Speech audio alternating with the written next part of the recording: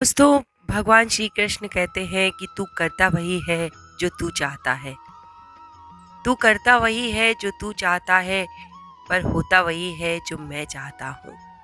तू वही कर जो मैं चाहता हूँ, फिर होगा वही जो तू चाहता है। इसी सुंदर विचार को प्रकट करती हुई एक बहुत ही सुंदर सच्ची अनुभूति आपके साथ शेयर करने वाली हूँ। इस अनुभूति को जब आप सुनेंगे तो आपको लगेगा कि ईश्वर आपके लिए क्या नहीं कर सकते।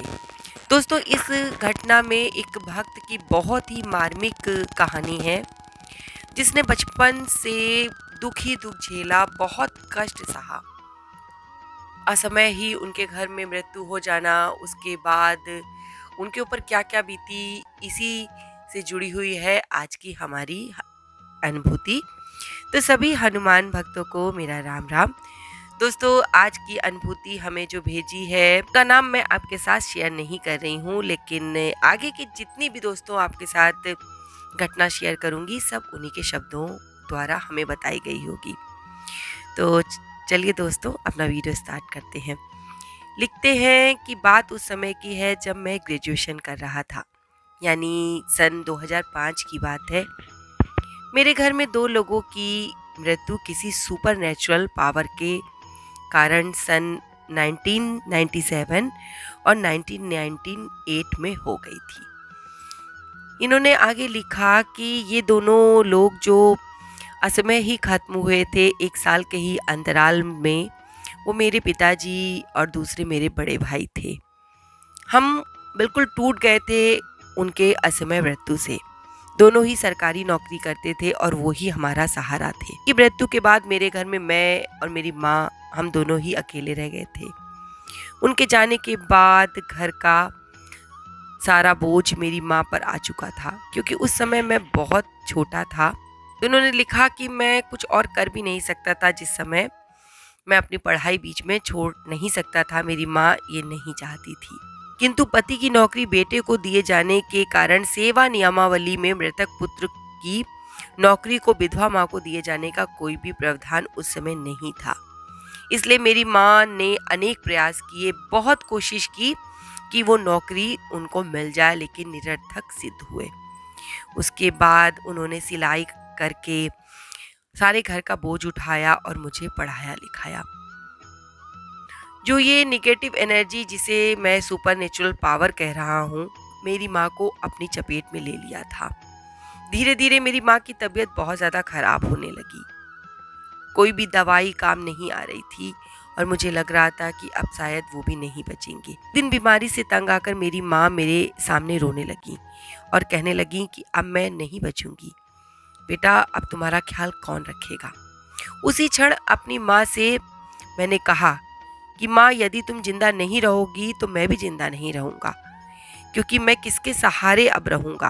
मेरा आपके सिवा इस दुनिया में कोई नहीं और मैं सबसे ज्यादा आप ही से प्यार करता हूँ। दीपावली के दिन शाम के समय मैं हनुमान जी के मंदिर गया और जाकर के मैंने हनुमान जी से प्रार्थना की कि मैंने लोगों से बहुत सुना है आपके बारे में कि इस संसार में आपसे ज्यादा शक्तिशाली कोई नहीं, ना कोई है और ना कोई होगा।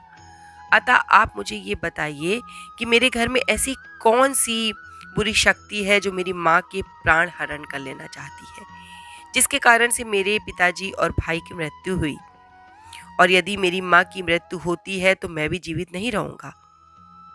मैंने जब से होश संभाला है तब से वो केवल आपकी ही पूजा करती हैं। इसलिए बाबा, आपसे मेरी यही विनती है कि मेरी माँ के प्राणों की रक्षा कीजिए और मेरी माँ की जो नौकरी के लिए वो कोशिश कर रही हैं, जिस कारण कोशिश करते करते वो थक चुकी हैं, वो नौकरी उनको मिल जाए। अगर ये कार्य मेरा हो जाता है तो मैं निरंतर आपकी भक्ति करने के लिए तैयार हूँ।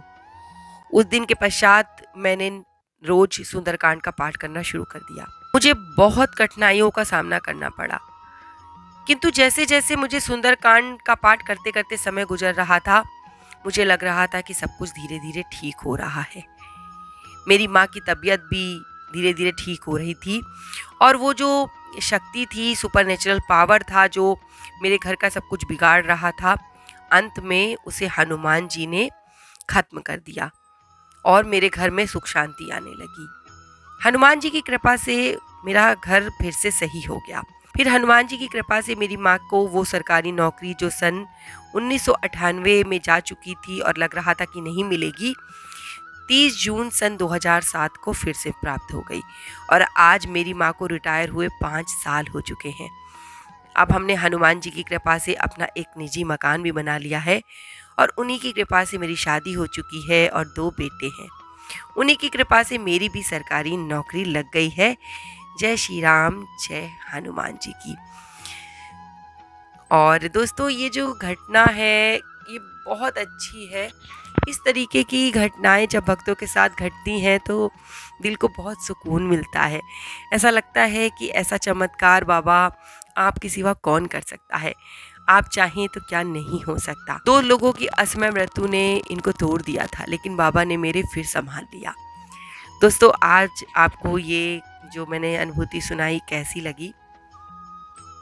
छोटी सी थी परंतु दिल को छू लेने वाली थी। अगर पसंद आए तो आगे शेयर कर दीजिएगा। और मैं बाबा से प्रार्थना करती हूँ कि बाबा आपकी जो भी सच्चे दिल से प्रार्थना करे, जो भी आपको सच्चे दिल से याद करे, आप उसकी मनोकामना पूरी कीजिए और उस पर अपनी कृपा दृष्टि ऐसे ही बना के रखिए। इसी के साथ जय श्री राम, जय बाबा की और हर हर महादेव।